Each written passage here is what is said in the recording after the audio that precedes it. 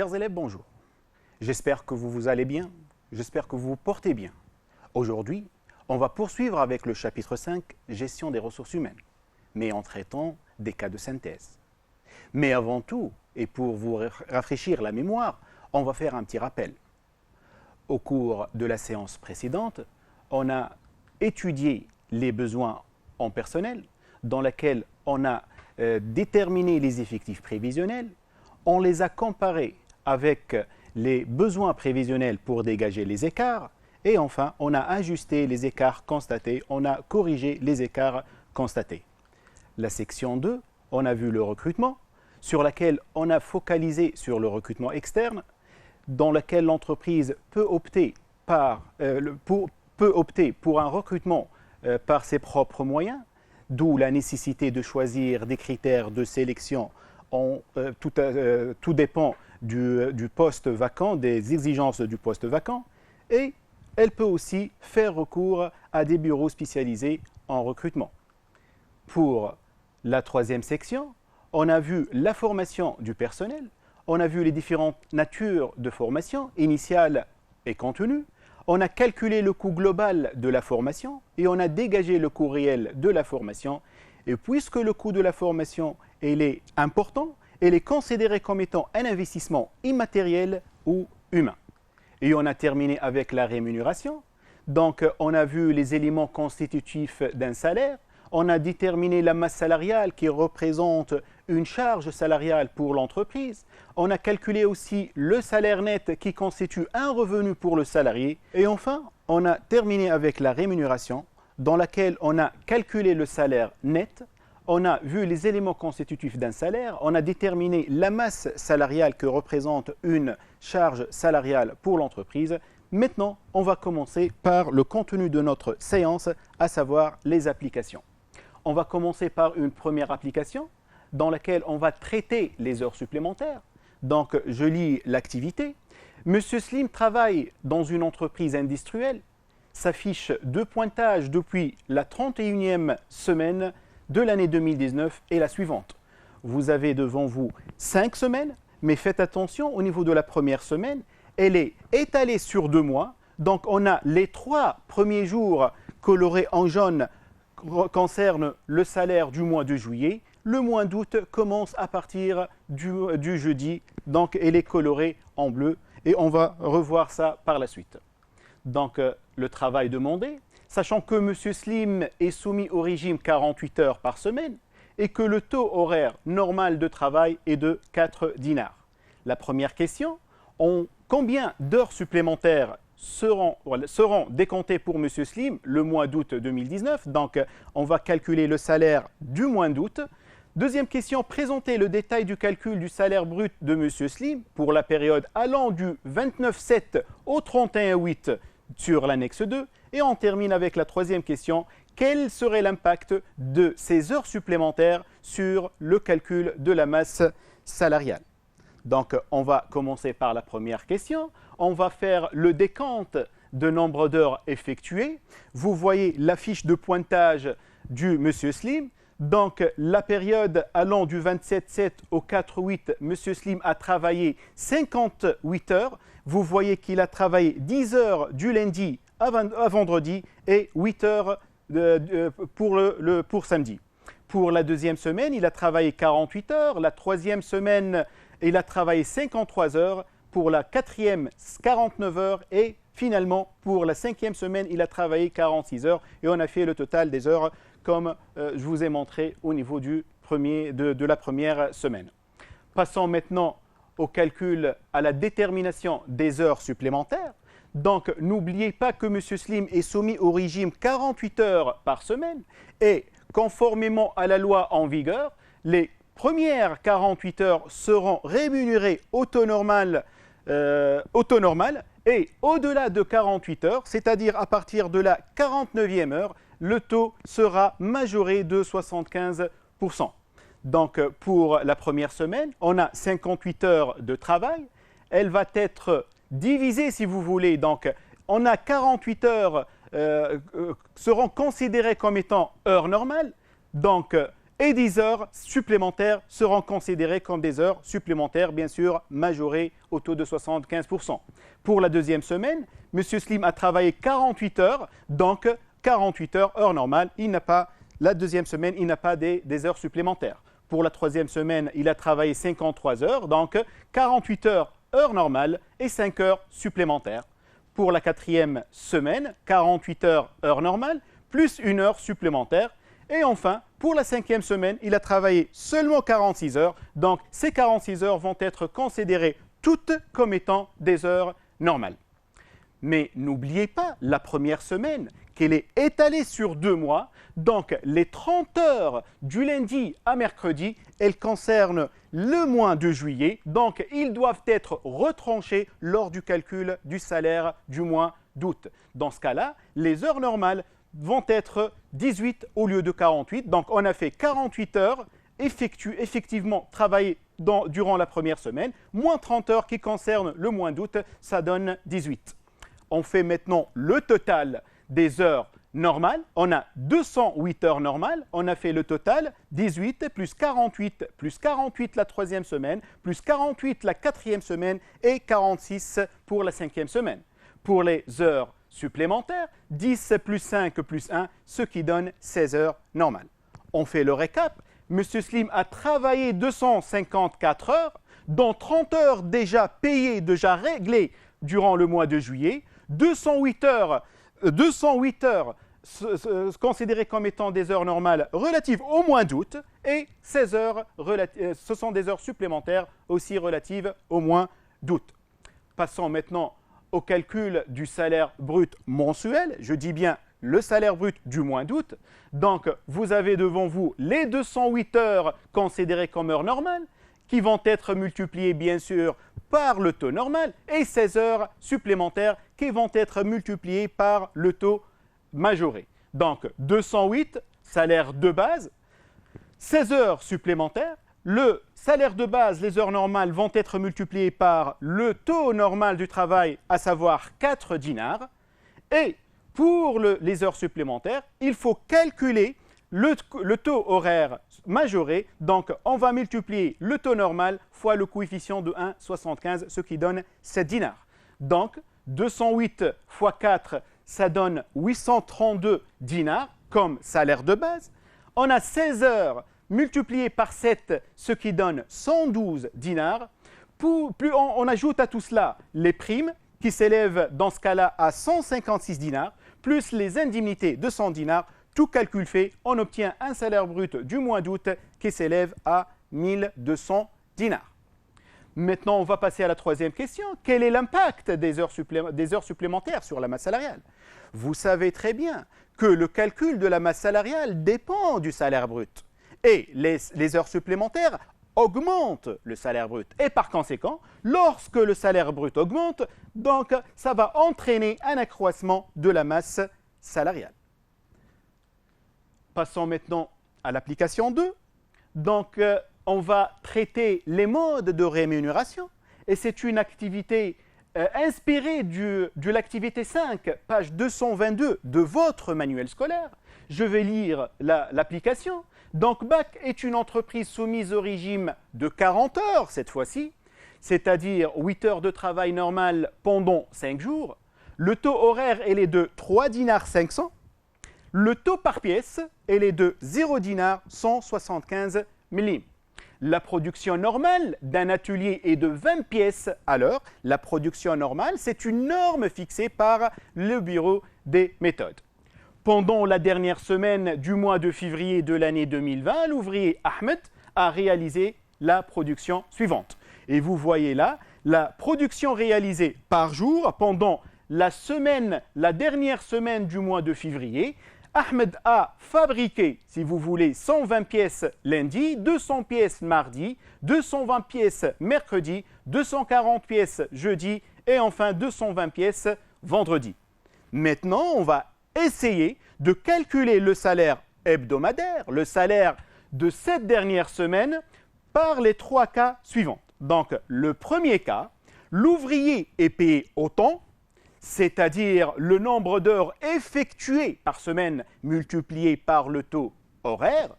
Pour le deuxième cas, on va recalculer le salaire hebdomadaire, mais cette fois-ci, l'ouvrier est payé à la pièce, c'est-à-dire le salaire au rendement. Donc le nombre de pièces fabriquées multiplié par le taux par pièce cette fois-ci. Pour le troisième cas, l'ouvrier est payé à l'heure et au rendement, donc c'est un salaire mixte. Donc on va appliquer la formule suivante, le nombre d'heures normal, donc multiplié par le taux horaire, plus le nombre de pièces dépassant 160 pièces par jour, multiplié par 0 dinar de 100 millim. Et on va terminer avec une deuxième question. Quelle est la forme de rémunération la plus avantageuse pour Ahmed? Pour l'ouvrier, c'est-à-dire. Donc, on va commencer par la première question et plus précisément le premier cas. Donc, le calcul du salaire dans le premier cas, c'est-à-dire le salaire au temps. Donc, tout d'abord, il faut déterminer le nombre d'heures effectuées par Ahmed durant cette semaine. Comment peut-on déterminer le nombre d'heures effectuées? Il faut diviser le nombre de pièces fabriquées par la norme fixée par le bureau des méthodes. Donc, lundi, il a fabriqué 120 pièces. Donc, 120 pièces sur 20, ce qui donne 6 heures de travail effectif. Mardi, il a fabriqué 200 pièces. Donc, on va diviser 200 sur 20, ce qui donne 10 heures. Et on fait le même calcul pour mercredi, jeudi et vendredi pour avoir 11 heures le mercredi, 12 heures jeudi et 11 heures vendredi. En totalité, Ahmed a travaillé 50 heures pendant cette semaine. Ahmed est soumis au régime 40 heures par semaine. Donc, on va essayer de diviser ces 50 heures en heures normales et heures supplémentaires. Donc, la réglementation en vigueur pour le régime 40 heures stipule que les 40 premières heures seront rémunérées au taux normal. Les 8 premières heures supplémentaires, c'est-à-dire entre 41 et 48 heures, seront majorées de 25% cette fois-ci. Et au-delà de 48 heures, sera majoré au taux de 50%. Donc, les 50 heures, 40 heures normales, on a aussi 10 heures supplémentaires qui vont être divisées en deux. On a 8 heures majorées au taux de 25% et 2 heures majorées au taux de 50%. On obtiendra donc le calcul suivant. Donc, le salaire au temps, c'est 40 heures normales multipliées par le taux normal, à savoir 3 dinars 500, plus 8 heures supplémentaires fois le taux majoré, donc 3 dinars 500 fois 1,25 puisqu'il s'agit d'une majoration de 25%. Et pour les 2 heures supplémentaires au-delà de 8 heures seront majorées au taux de 50%, c'est-à-dire 2 heures fois 3,5 le taux normal fois 1,25. Tout calcul fait, le salaire au temps et les deux, 185 dinars 500 par semaine. Passons maintenant à la deuxième formule, c'est le salaire au rendement. Un calcul simple, il faut multiplier le nombre de pièces fabriquées par le taux par pièce. Donc, commençons par le calcul de nombre de pièces fabriquées. On a 120 plus 200 plus 220 plus 240 plus 220, ce qui donne 1000 pièces. On n'a que multiplier maintenant les 1000 pièces par le taux par pièce qui est de 0 dinar 175 millim, ce qui donne un salaire au rendement de 175 dinars par semaine. Passons maintenant au troisième cas, le salaire mixte. Donc, je vous rappelle que l'ouvrier est payé à l'heure et au rendement selon la formule suivante. Le nombre de pièces normales par semaine multiplié par le taux horaire. Je vous rappelle que l'ouvrier travaille, il est soumis au régime 40 heures par semaine, donc 40 heures vont être multipliées par le taux horaire normal. Maintenant, pour la suite du formule, on va ajouter à tout cela un nombre de pièces dépassant 160 par jour multiplié par 0 dinar 200. Donc, il faut déterminer le nombre de pièces qui dépasse 160 par jour. Donc, vous voyez bien que lundi, l'ouvrier a fabriqué seulement 120, donc il n'a pas atteint les 160 pièces, ce qui donne 0 comme nombre de pièces dépassant les 160. Pour mardi, il a fabriqué 200 pièces, c'est-à-dire il a dépassé les 160 pièces par, on fait le calcul, 200 moins 160, donc il a dépassé par 40 pièces. Pour mercredi, on fait le même calcul. Il a dépassé les 160 par 60 pièces, 220 moins 160. Et de même pour jeudi et pour vendredi. Pour jeudi, il a dépassé les 160 par 80 pièces. Et pour vendredi, il a dépassé les 160 par 60 pièces. On fait le total maintenant des pièces au-delà de 160. On obtient 240 pièces supplémentaires. Pour le calcul du salaire mixte, donc il faut multiplier le nombre d'heures normal, le nombre d'heures de 40 fois le taux normal, 3,5, et on va multiplier le nombre de pièces supplémentaires, c'est-à-dire les 240 pièces qu'on a déjà calculées, par le taux par pièce, et le taux par pièce est les 200 millim, comme vous voyez sur l'écran. Donc, on obtiendra donc un salaire mixte total de 188 dinars par semaine. Passons maintenant à la question. Pour le salaire mixte, vous voyez très bien qu'il s'agit d'une partie fixe représentée par les heures normales et une partie variable, c'est une majoration sur le rendement. Donc, c'est le salaire mixte qui est divisé en une partie fixe et une partie variable. Passons maintenant à la deuxième question. La deuxième question, quelle est la forme de rémunération la plus avantageuse pour Ahmed? Je dis bien pour Ahmed qui est l'ouvrier. L'ouvrier, le salaire pour lui représente un revenu. Donc, il cherche toujours à le maximiser. Donc, vous voyez très bien que le salaire au temps, il est de 185 dinars 500 par semaine. Le salaire mixte de 188 par semaine. Et le salaire au rendement, il est de 175 dinars par semaine. Logiquement, Ahmed va choisir le salaire mixte parce qu'il s'agit d'un salaire qui offre à Ahmed le revenu le plus élevé.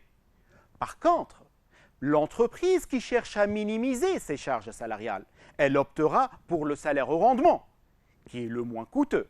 Toutefois, elle peut choisir la formule du salaire mixte lorsqu'elle veut motiver, elle veut encourager son personnel. Passons maintenant. Voici la réponse. Le salaire constitue un revenu pour l'ouvrier. Il cherche donc à le maximiser. Donc, on a dit tout ça tout à l'heure. Passons maintenant à la troisième application. C'est une application extraite de la session principale 2019. Je vais lire l'activité, l'application, si vous voulez.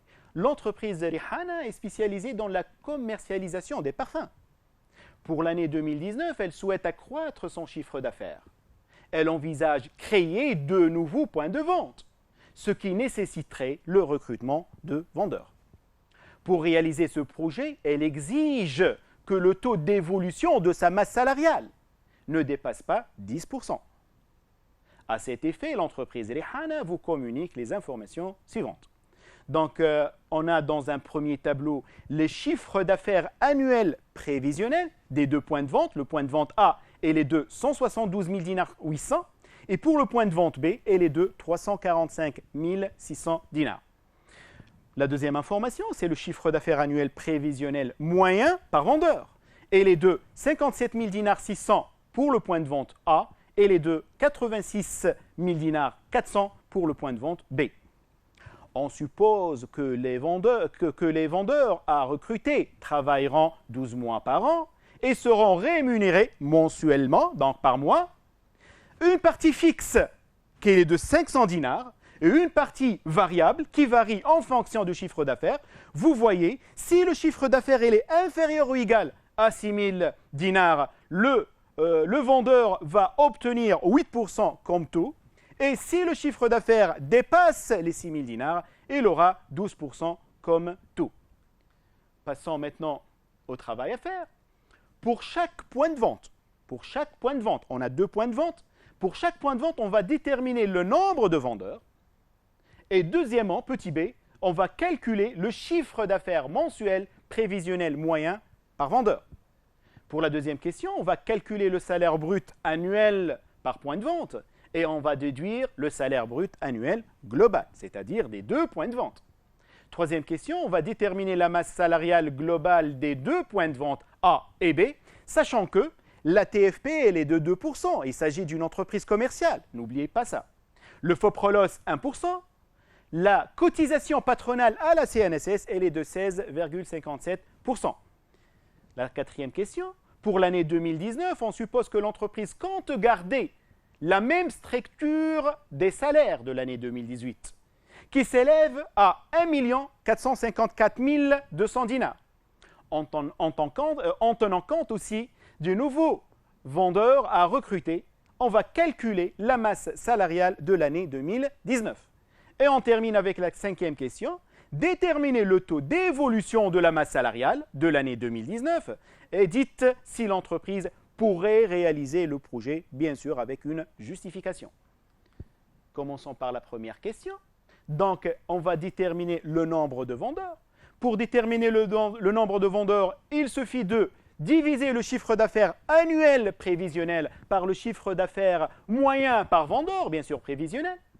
Voici les données. Donc, pour le point de vente A, le chiffre d'affaires annuel prévisionnel est de 172 800, va être divisé par le chiffre d'affaires annuel prévisionnel moyen par vendeur qui est de 57 600, ce qui donne 3 vendeurs.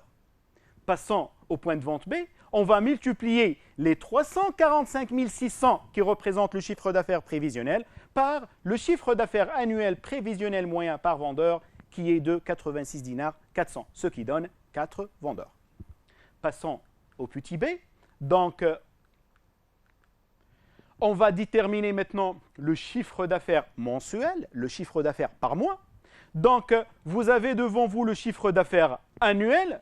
Donc, on va diviser le chiffre d'affaires annuel par 12, le nombre de mois d'une année. Mais il vous demande de déterminer le chiffre d'affaires mensuel par vendeur. Pour cette raison, on va utiliser l'information. Donc, on va diviser 57 600 sur 12, ce qui donne 4 800 dinars par mois. Et pour le point de vente B, on va diviser 86 000 dinars 400 par 12, ce qui donne 7 200 dinars par mois. Passons maintenant à la question 2, dans laquelle on va déterminer le salaire brut annuel par point de vente et on va déduire le salaire brut annuel global. Commençons par le salaire brut annuel A, c'est-à-dire le point de vente A.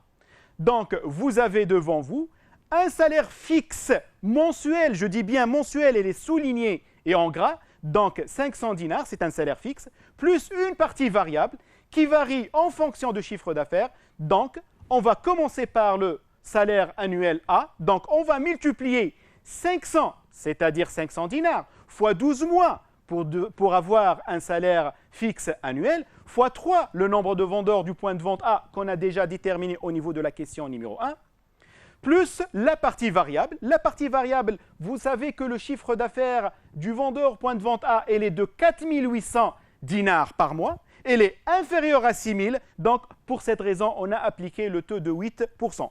Bien sûr, fois 12, le nombre de mois d'une année, fois 3, le nombre de vendeurs, ce qui donne 31 824 dinars comme salaire annuel du point de vente A. On va refaire le même calcul, mais pour le point de vente B. Donc, le salaire fixe, il est toujours le même.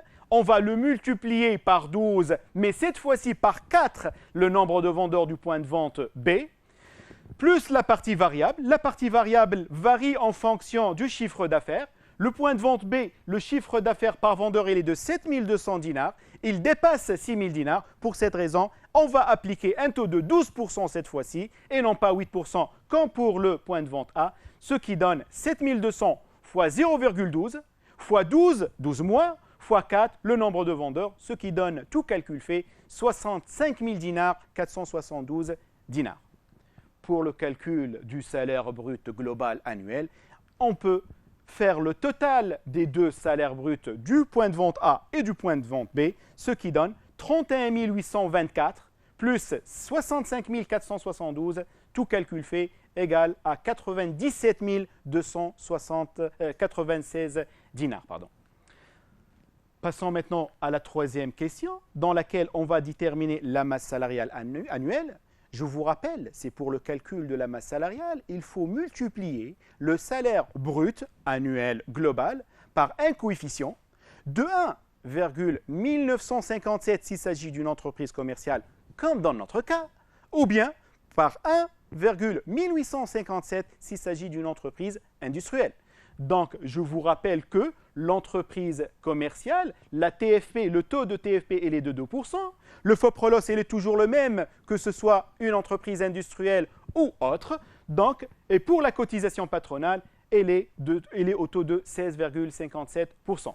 Donc, pour le calcul de la masse salariale, le salaire brut annuel déjà calculé au niveau de la question 2, on va lui ajouter la CNSS patronale, 16,57% du salaire brut, plus la TFP, 2% du salaire brut, plus le FOPROLOS, 1% du salaire brut.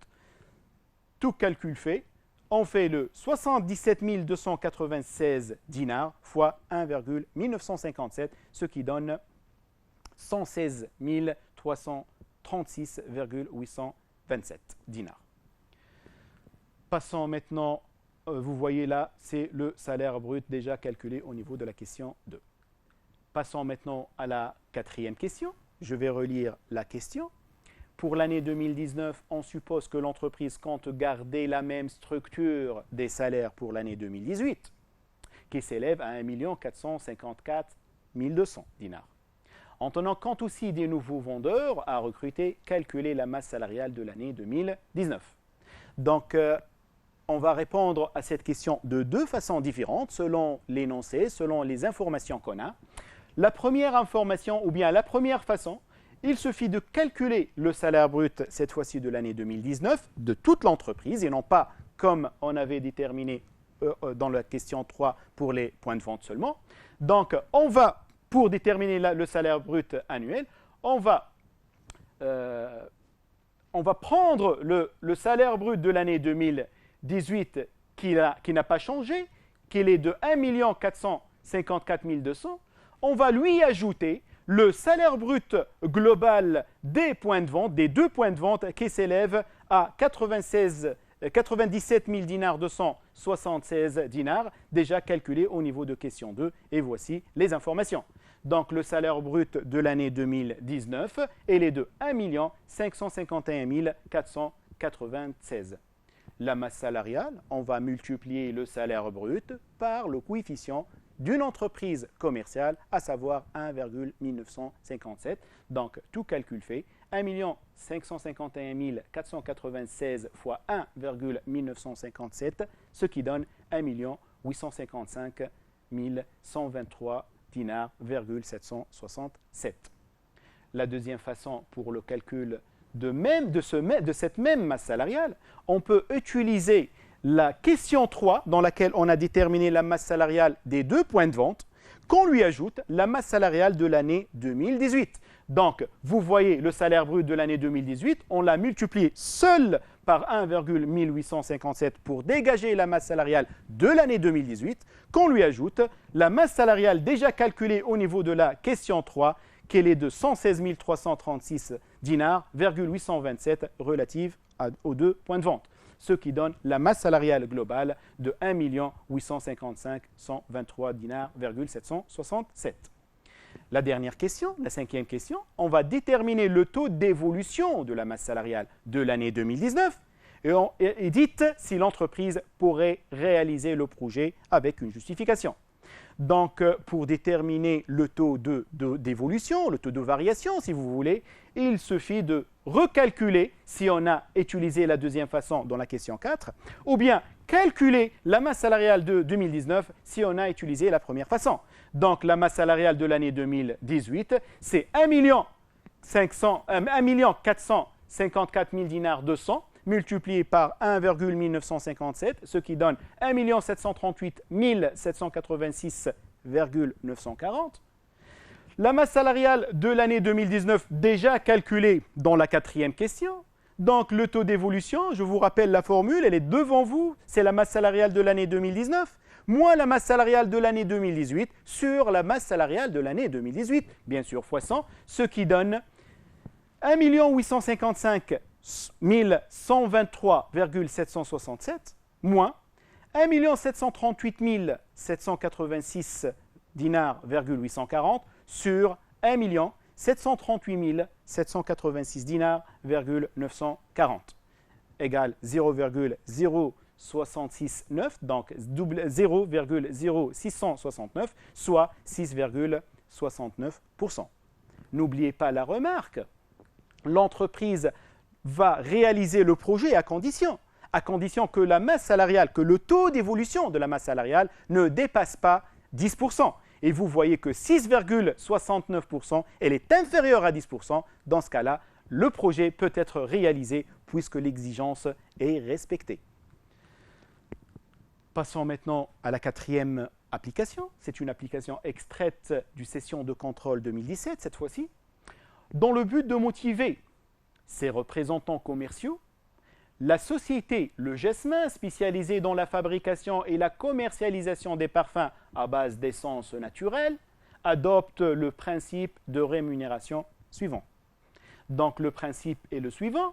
Donc on a une partie fixe, donc salaire fixe, qui est de 500 dinars, une partie variable composée d'une commission qui varie en fonction du chiffre d'affaires, 2% de chiffre d'affaires réalisé par représentant, et une prime sur objectif cette fois-ci, de 150 dinars si l'objectif est dépassé de moins de 10%, et de 250 dinars si l'objectif est dépassé de plus que 10% ou bien de 10% au plus. Il y a une seule question dans cette application, calculer le salaire brut de chaque représentant pour le mois d'avril 2017 en complétant l'annexe. Voici l'annexe. C'est le tableau de calcul des salaires bruts des représentants. Toutes les valeurs sont en dinars. Donc, vous voyez, on a 3 représentants, Imed, Manel ou Marwa. L'objectif fixé pour Imed est de réaliser un chiffre d'affaires de 18 000 dinars. Manel, son objectif est de réaliser un chiffre d'affaires de 20 000 dinars. Et Marwa, l'objectif est de réaliser un chiffre d'affaires de 16 000 dinars. Voyons maintenant le chiffre d'affaires réalisé. Imed a réalisé 17 000 dinars et vous voyez bien que Imed n'a pas atteint l'objectif fixé. Pour Manel et pour Marwa, vous voyez que l'objectif réalisé, le chiffre d'affaires réalisé a dépassé l'objectif fixé, 21 500 contre 20 000 dinars pour Manel et 18 000 dinars contre 16 000 dinars pour Marwa. Maintenant, on va passer au calcul. Vous voyez que le salaire fixe, il est de 500 dinars. Et quel que soit le chiffre d'affaires réalisé par le représentant, il va percevoir ces 500 dinars. Donc, une partie fixe de 500 dinars, quel que soit, vous voyez le chiffre d'affaires, donc le 500 dinars, il est identique pour les 3 représentants. Passons maintenant à la partie variable du salaire, qui est composée d'une commission et d'une prime. Pour la commission, c'est une commission qui varie en fonction du chiffre d'affaires réalisé. Donc, on va travailler sur l'objectif réalisé. On va appliquer à cet objectif réalisé un taux de 2% pour dégager la commission de chaque représentant. Commençons par Imed. Imed a réalisé un chiffre d'affaires de 17 000 dinars, multiplié par 2 sur 100, ce qui donne une commission de 340 dinars. Pour Manel, 2% multiplié par le chiffre d'affaires réalisé par Manel, qui est de 21 000 dinars 500, ce qui donne, tout calcul fait, 430 dinars. Et on termine avec Marwa. Marwa, qu'elle a réalisé un chiffre d'affaires de 18 000 dinars, multiplié par 2%, ce qui donne 360 dinars. Passons maintenant à la prime. C'est une prime sur objectif. Donc, si on a atteint l'objectif, on perçoit cette prime. Sinon, on n'aura pas cette prime. Donc, vous voyez, Imed n'a pas réalisé son objectif. Pour cette raison, il ne bénéficiera pas. Donc, il ne va pas bénéficier d'une prime. Pour cette raison, on a noté 0 pour la prime consacrée à Imed.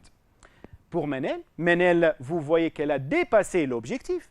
Reste à savoir le taux de dépassement de cet objectif. Donc, on doit le calculer. Vous voyez au bas de l'écran. Donc, pour le calcul de dépassement, le taux de dépassement, on va faire 21 500 l'objectif réalisé par Manel, moins 20 000 dinars l'objectif fixé à Manel sur 20 000 dinars, ce qui donne 0,075, soit 7,5%. L'objectif a été dépassé de 7,5%, inférieur à 10%. Pour cette raison, on va accorder à Manel une prime seulement de 150 dinars, puisque l'objectif dépassait de 7,5%. Et vous voyez bien le détail de calcul. Passons maintenant à Marwa. Marwa aussi, elle a dépassé son objectif. Donc, il faut trouver le taux de dépassement. Le taux de dépassement, elle est calculé de la même manière que celle pour Manel. Donc, 18 000 moins 16 000 sur 16 000, ce qui donne 12,5%. 12,5% a dépassé les 10%. Pour cette raison, Marwa va avoir une prime de 250 dinars, puisque l'objectif a été dépassé de plus que 10%. Il ne reste maintenant qu'à calculer le salaire brut mensuel. Donc, on va faire le total de la partie fixe du salaire 500 dinars pour Ahmed, on commence par Ahmed, plus la commission qu'elle est de 340 dinars, plus 0, ce qui donne 840 dinars comme salaire brut mensuel consacré au représentant Ahmed. Pour Manel et Marwa, on va faire le même calcul. La partie fixe 500, plus la commission de Manel 430 dinars, plus la prime pour Manel qu'elle est de 150 dinars, ce qui donne 1080 dinars par mois. Et pour Marwa, tout calcul fait, on va avoir un salaire brut mensuel de 1110 dinars. Passons maintenant à l'application 5. C'est une application extraite de la session principale 2011. Elle traite la formation, cette fois-ci. Donc, je vais lire cette application. Avec l'acquisition du matériel sophistiqué, les salariés ont besoin d'acquérir de nouvelles compétences. M. Ali prévoit de mettre en place une formation dans le cadre des activités visées par le plan de formation de l'entreprise. Pour la première année, seul un ingénieur pourra bénéficier de la formation proposée par le fournisseur du matériel, qui offre en effet un stage de formation qui aura lieu à Paris, en France. M. Ali vous confie le dossier afin de chiffrer les coûts engendrés par cette formation. On va calculer le coût de cette formation. Donc, on a billets d'avion, frais de visa, timbre de voyage qui s'élève à 760 dinars, allocation touristique, argent de poche si vous voulez, qui s'élève à 965 dinars, l'hébergement se fera à l'hôtel en demi-pension. Les repas de midi seront pris au restaurant de l'entreprise à un prix équivalent à 15 dinars, le prix de repas du midi. Pour les tarifs d'hébergement par jour, c'est l'équivalent en dinars. Donc, chambre pour une personne, 100 dinars. Petit déjeuner, 14 dinars. Soirée et dîner, 36 dinars. Pour le travail demandé, la première question, que représente le coût de la formation pour l'entreprise? La deuxième question, déterminer le coût d'hébergement à l'hôtel par jour, et je dis bien par jour. Troisième question, sachant que le stage dure 5 jours et que le séjour de l'ingénieur en France, à Paris, sera de 8 jours, déterminer le coût de cette formation supporté en totalité par l'entreprise. La première question, donc, que représente le coût de la formation? On sait tout le monde que le coût de la formation représente un investissement immatériel, un investissement humain pour l'entreprise. Vu son coût, il est important et aussi, il va générer des avantages économiques futurs à l'entreprise puisqu'il va améliorer les compétences, la qualification de son personnel. Passons à la question 2. On va déterminer le coût d'hébergement à l'hôtel par jour. Donc, les tarifs d'hébergement par jour, chambre par personne, pour une personne, et les 200 dinars. Donc, plus les 14 dinars pour le petit-déj et plus 36 dinars pour la soirée et le dîner, ce qui donne 150 dinars comme coût d'hébergement à l'hôtel par jour. Pour la troisième question, sachant que le stage dure 5 jours et que le séjour de l'ingénieur en France sera de 8 jours, on va déterminer le coût de cette formation, le coût supporté en totalité par l'entreprise.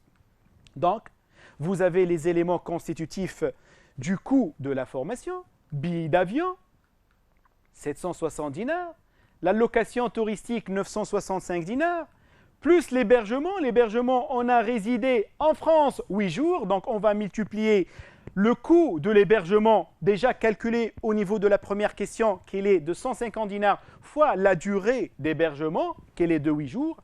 Les repas de midi sont pris au restaurant de l'entreprise durant la période du stage. Donc, on va multiplier 15 dinars. Vous voyez, c'est le prix du repas de midi fois 5 jours. 5 jours, c'est la durée de stage.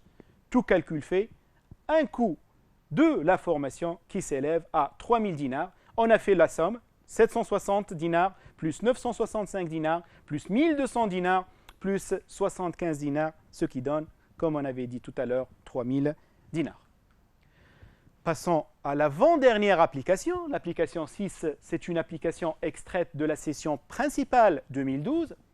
Donc, l'entreprise cherche à maîtriser ses coûts salariaux. Jusqu'à maintenant, l'entreprise a favorisé les promotions internes. En cas de manque, elle favorise les promotions internes. Elle a décidé d'adopter pour le prochain exercice une nouvelle politique. Cette politique est basée sur le recrutement. Donc, tout manque, on va recruter en externe.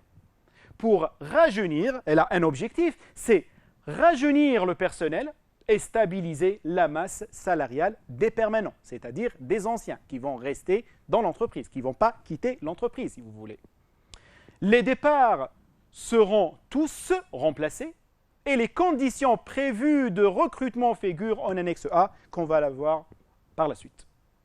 Les salaires du personnel partant correspondent au salaire moyen de la catégorie concernée. Donc, le travail à faire. La première question, elle est composée de 3 parties. Donc, à l'aide de l'annexe A, on va déterminer le nombre de personnes à recruter par catégorie. Petit b, on va déterminer le salaire brut annuel et individuel par catégorie de personnes à recruter, c'est-à-dire les nouveaux. C, déterminer pour l'exercice 2012 le salaire brut moyen annuel et individuel par catégorie de personnes en complétant l'annexe numéro 1. Et pour une deuxième question, dites si l'entreprise a fait le bon choix en faisant recours au recrutement externe au lieu des promotions internes. Et on va dire pourquoi. Donc, vous voyez l'annexe A. Dans l'annexe A, on a l'effectif actuel, 3 cadres, 6 techniciens et agents de maîtrise. On a 10 ouvriers qualifiés et 15 ouvriers spécialisés. Le salaire moyen annuel et individuel de l'exercice 2011, elle est de 15 000 dinars. 15 000 dinars, c'est-à-dire chaque cadre va percevoir annuellement, durant l'année 2011, 15 000 dinars. Pour les techniciens, 10 000 dinars. Pour les ouvriers qualifiés, 8 000 dinars. Et enfin, pour les ouvriers spécialisés, 6 000 dinars. Le nombre prévu de salariés partants qui vont quitter l'entreprise au début de l'exercice 2012. Un cadre va quitter l'entreprise, 2 techniciens, 3 ouvriers qualifiés et 4 ouvriers spécialisés. Le besoin prévisionnel, on a besoin de 3 en 2012, on a besoin de 3 cadres, de 8 techniciens et agents de maîtrise, 12 ouvriers qualifiés et de 20 ouvriers spécialisés. Dans ce deuxième tableau, vous avez devant vous les conditions de recrutement. Un nouveau cadre va percevoir seulement 65% du salaire moyen annuel individuel des anciens. Donc, un nouveau technicien et agent de maîtrise va percevoir 75% seulement du salaire moyen annuel individuel des anciens techniciens.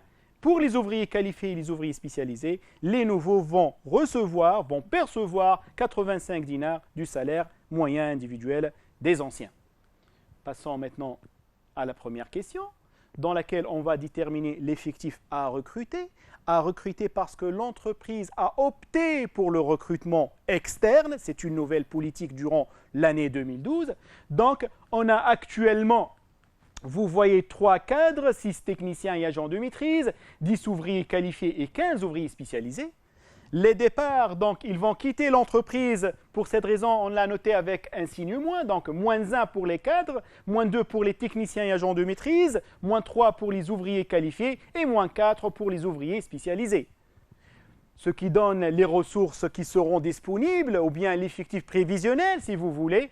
Donc, 2, 3 moins 1, ça donne 2 pour les cadres. 6 moins 2, ça donne 4 pour les techniciens et agents de maîtrise. 7 pour les ouvriers qualifiés et 11 pour les ouvriers spécialisés. Les 2 cadres, les 4 techniciens et agents de maîtrise, les 7 ouvriers qualifiés et les 11 ouvriers spécialisés, ce sont les anciens restants dans l'entreprise. Voyons maintenant les besoins. Donc, l'entreprise qui a, au début de l'année 2012, 2 cadres, elle a besoin de 3, donc elle va recruter un cadre. Pour les techniciens et agents de maîtrise, on a 4, on a besoin de 8, donc elle va recruter 4. Pour les ouvriers qualifiés, on a 7, on a besoin de 12, donc on va recruter 5, et on va recruter pour les ouvriers spécialisés 9, et on fait le même travail. Donc, un cadre, 4 techniciens et agents de maîtrise, 5 ouvriers qualifiés et 9 ouvriers spécialisés correspond aux nouveaux recrues, donc le personnel qui vont entrer dans l'entreprise au début de l'année 2012. Passons maintenant à la première question. Petit b, détermination des salaires bruts moyens annuels et individuels par catégorie de personnel à recruter. On parle cette fois-ci des nouveaux. Donc, voici les salaires moyens annuels individuels des anciens, c'est-à-dire de l'année 2011. N'oubliez pas que les conditions, vous voyez le nombre, le salaire brut annuel des anciens, donc pour l'année 2011. N'oubliez pas que les conditions de recrutement stipulent qu'un nouveau cadre ne va pas avoir 15 000 dinars comme les anciens, mais il aura seulement 65% de salaire des anciens. Donc, on va multiplier les 15 000 par les taux des conditions de recrutement par 0,65 pour les cadres. Pour les TAM, un ancien reçoit 10 000 dinars multiplié par 0,75 pour avoir le salaire des nouveaux. Pour les ouvriers qualifiés, 8 000 fois 0,85 pour donner le salaire des nouveaux. Et pour les ouvriers spécialisés aussi, on va appliquer le taux de 85% sur le salaire des anciens, ce qui donne, tout calcul fait, un salaire brut annuel des nouveaux recrues. Pour les cadres, 9 750 dinars. Pour les techniciens agents de maîtrise, 7 500 dinars. On parle de salaire annuel individuel. Ouvriers qualifiés, 6 800 dinars. Et ouvriers spécialisés, 5 100 dinars. On passe à la partie C. Donc, détermination du salaire brut moyen annuel et individuel par catégorie de personnel en 2012. On a l'effectif, les anciens et les nouveaux. Donc, on a 2 cadres anciens, 4 TAM anciens, 7 anciens ouvriers qualifiés et 11 anciens ouvriers spécialisés. Pour les nouveaux recrues, on a un cadre, 4 TAM, 5 ouvriers qualifiés et 9 ouvriers spécialisés.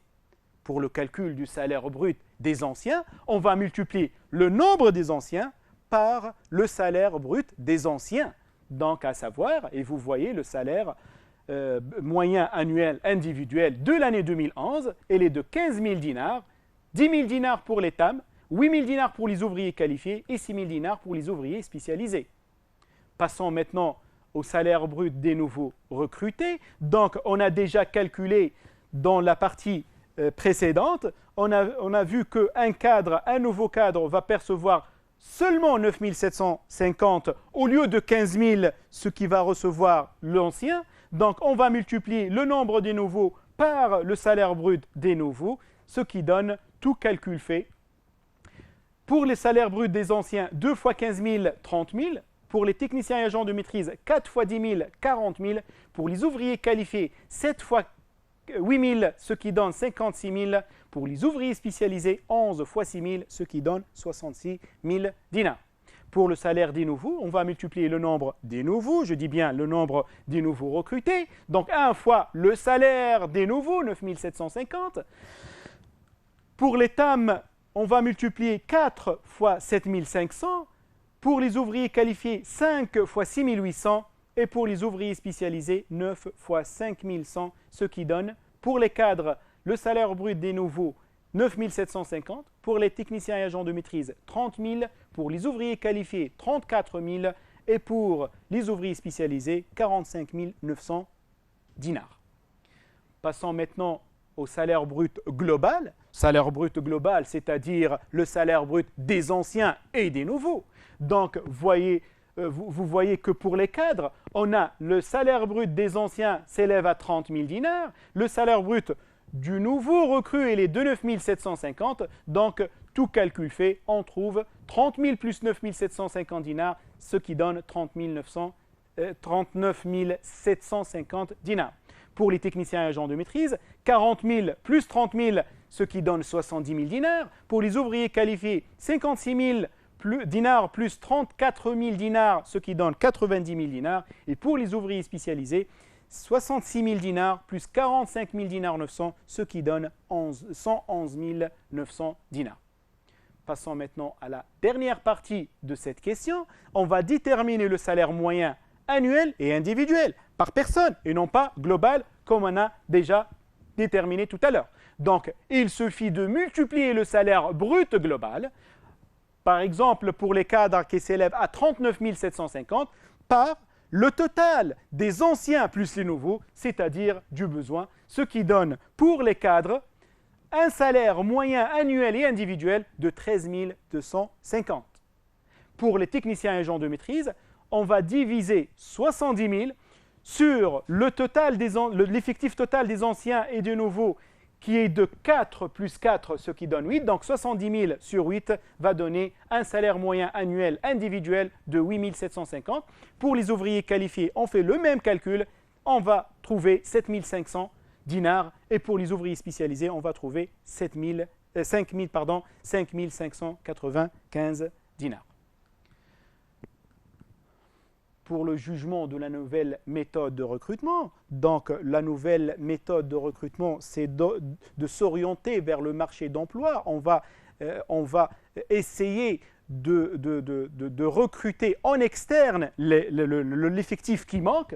Donc, la question, dites si l'entreprise a fait le bon choix en faisant recours au recrutement externe au lieu des promotions internes. Vous voyez que le salaire moyen individuel de l'année 2012, c'est-à-dire après l'adoption de la nouvelle politique, de la nouvelle stratégie, vous voyez très bien que le salaire moyen annuel et individuel, il est nettement faible, il est inférieur au salaire brut annuel individuel de l'année précédente, c'est-à-dire de l'année 2011. Donc, l'entreprise, dans ce cas-là, elle a baissé la masse salariale, c'est-à-dire elle a fait le bon choix de favoriser le recrutement externe pour deux raisons. La première raison, c'est la baisse du salaire individuel moyen qui a par conséquent stabilisé la masse salariale. Et deuxièmement, elle a rajeuni, donc le rajeunissement de son personnel. On termine avec la 7e application. C'est une application extraite de la session de contrôle de l'année dernière, c'est-à-dire de l'année 2019. La société La Perfection est spécialisée dans la commercialisation des produits cosmétiques. Pour améliorer sa part de marché, le directeur de la société, M. Selim, souhaiterait, à partir de l'année 2019, élargir sa clientèle. Pour cela, il envisage recruter de représentants commerciaux spécialisés en marketing qui seront chargés à prospecter, de vendre les produits de l'entreprise, de fidéliser la clientèle, de remonter l'information et de véhiculer l'image de marque de l'entreprise. Et vous voyez que ce sont des objectifs commerciaux. En effet, ces représentants commerciaux devraient visiter une fois par quinzaine, 2 semaines, 200 grossistes pendant 12 minutes chacun. Donc la durée de visite dure 12 minutes. Et visiter 400 détaillants, une seule fois cette fois-ci par mois, pendant 36 minutes chacun. Monsieur Selim voudrait savoir le nombre de représentants à recruter et la forme de rémunération la plus avantageuse, cette fois-ci pour l'entreprise. et non pas pour l'ouvrier, comme on avait vu dans l'application numéro 1. À cet effet, il vous communique les conditions de travail des représentants commerciaux à recruter. Vous voyez que chaque représentant travaille 5 jours par semaine à raison de 8 heures par jour. C'est le régime 40 heures par semaine, si vous voulez. Bénéficie annuellement, donc chaque représentant bien sûr, bénéficie annuellement d'un congé de 4 semaines. Et vous voyez au bas de l'écran que 4 semaines, c'est l'équivalent d'un mois. Donc chaque représentant bénéficie d'un mois de congé. Et aussi de 4 semaines de formation, c'est-à-dire un mois de formation. Les formes de rémunération possibles, on a 2 formes de rémunération. L'entreprise va choisir un des deux. Donc, un salaire mensuel fixe de 400 dinars, majoré d'une commission de 5% sur le chiffre d'affaires hors TVA réalisé. Et pour la forme numéro 2, un salaire mensuel fixe aussi de 400 dinars, majoré d'une commission. Cette fois-ci, la commission, elle est variable, elle varie progressivement. Par tranche, on va la calculer, par palier si vous voulez, selon le chiffre d'affaires mensuel réalisé. On va voir les intervalles et les taux de commission appliqués à chaque intervalle. Si le chiffre d'affaires est inférieur ou égal à 10 000 dinars, c'est-à-dire entre 0 et 10 000 dinars, intervalle fermé, il obtient une commission de 3%. Si le chiffre d'affaires varie entre 10 000, c'est-à-dire 10 001 et 15 000 dinars, le taux appliqué est de 4%. Et si le chiffre d'affaires dépasse 15 000 dinars, on va appliquer le taux de 6%. Le travail demandé, donc la première question, on va déterminer le nombre de mois d'activité pour le représentant à recruter. Pour la deuxième question, on va calculer pour l'année 2019, pour une année 2019, et pour chaque catégorie de clients, grossistes et détaillants, 1. Le nombre total des visites, B. La durée totale des visites en heures. Et troisième question, on va déduiser le nombre d'heures annuelles de visites pour l'ensemble des grossistes et des détaillants. Quatrième question, on va calculer le nombre d'heures de travail annuel d'un représentant. Cinquième question, on va déterminer le nombre de représentants à recruter. Et on termine avec la sixième question. Pour un chiffre d'affaires prévisionnel, on parle des prévisions, estimé à 25 000 dinars à réaliser par mois et par chaque représentant, quelle serait la forme de rémunération la plus avantageuse pour l'entreprise? Et bien sûr, on doit justifier notre choix. Donc, voyons la réponse à la première question. Je répète la question, déterminer le nombre de mois d'activité. Donc, vous savez qu'une année contient 12 mois. Donc, le représentant bénéficie d'un congé de 4 semaines, c'est-à-dire d'un mois, donc 12 moins un mois de congé. Il bénéficie aussi de 4 semaines de formation, c'est-à-dire d'un mois de formation. Tout calcul fait, le nombre de mois de travail effectif, elle est de 10 mois. Donc, l'activité réelle de représentant, elle est de 10 mois. Donc, nombre de mois d'activité égale 10 mois d'activité. Et c'est la réponse à la première question. Pour la deuxième question, c'est la détermination du nombre de visites et la durée totale. Ce sont deux questions, faites attention à ça.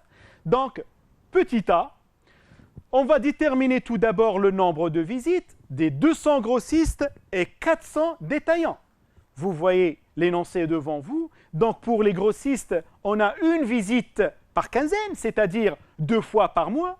On a visité 200 grossistes pendant 12 minutes chaque visite. Donc, pour le calcul du nombre de visites, on va multiplier 2, parce qu'il s'agit de 2 fois par mois, fois le nombre de mois d'activité, qui est déjà calculé, elle est de 10 mois, fois 200, qui est le nombre des grossistes qui ont été visités pendant une année. Ce qui donne nombre total de visites de 4000 visites pour les 200 grossistes. On va faire le même calcul pour les détaillants. Vous voyez que on a visité les détaillants une seule fois par mois, donc on va multiplier 1 par mois, donc fois le nombre de mois d'activité, qui est 10, fois le nombre de détaillants qu'on a visités, qui est 400. Donc, tout calcul fait, ça donne 4000 visites aussi. Pour la réponse à la deuxième question, donc la durée totale de visite, vous voyez qu'on a fait 4000 visites pour les grossistes, pour les 200 grossistes. Chaque visite dure 12 minutes. Donc 4000 fois 12 sur 60 pour les grossistes, ce qui donne 800 heures. Pour les détaillants, on a fait aussi 4000 visites. Chaque visite a duré 36 minutes, donc 36 sur 60, multiplié par 4000, ce qui donne 2400 heures par an. Passons maintenant à la troisième question. Détermination du nombre d'heures annuelles de visite pour l'ensemble des grossistes et des détaillants. Donc, on a déjà calculé le nombre, voilà, la durée totale des visites pour les grossistes et pour les détaillants. On ne fait que additionner les deux durées, c'est ce qui donne 800 plus 2400, tout calcul fait. Le nombre total d'heures annuelles est de 3200 heures. La quatrième question, puisque le nombre total d'heures est de 3200 heures par an, on va déterminer le nombre d'heures de travail par représentant. Donc, il faut savoir que le représentant travaille 5 jours par semaine à raison de 8 heures par jour. Et le nombre de mois d'activité est de 10 mois. Et 4 semaines, c'est l'équivalent de 1 mois. Ce sont les données qu'on a vues tout à l'heure. Donc, pour déterminer le nombre de travail par représentant, on va multiplier 5 jours fois 8, ce qui donne le nombre d'heures par semaine, multiplié par 4 semaines, ce qui donne le nombre d'heures de travail par mois, multiplié par 10 mois d'activité, ça va nous donner 1600 heures de travail par an. Cinquième question, on va déterminer le nombre de représentants à recruter. Donc, vous savez que le nombre total d'heures annuelles est de 3200 heures. Le nombre d'heures de travail par représentant est de 1600 heures.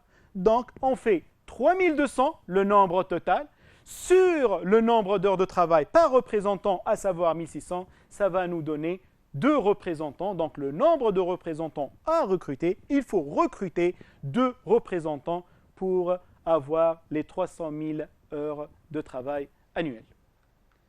Pour maintenant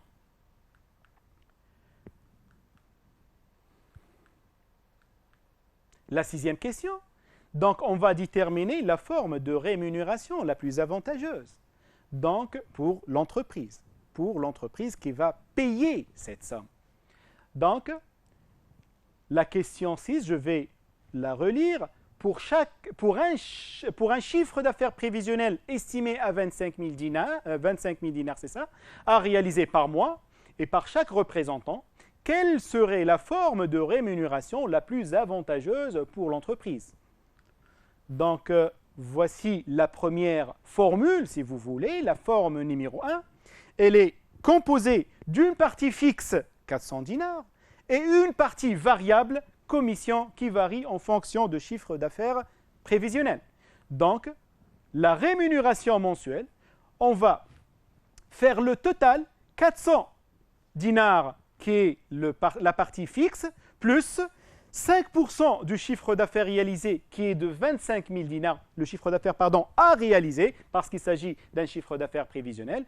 Tout calcul fait va nous donner 400 plus la partie variable 0,05 fois 25 000 dinars, ce qui donne une rémunération mensuelle par représentant de 1650 dinars. C'est la première formule. On va voir maintenant la deuxième formule. La deuxième forme, si vous voulez, un salaire mensuel fixe, toujours il y a une partie fixe, mais la partie variable, elle varie progressivement cette fois-ci, par palier, par tranche. Donc, il faut déterminer les tranches, les intervalles pour calculer la partie variable, il faut déterminer les intervalles, il faut diviser les 25 000 dinars comme chiffre d'affaires prévisionnel par tranche ou par palier comme je vais vous montrer par la suite.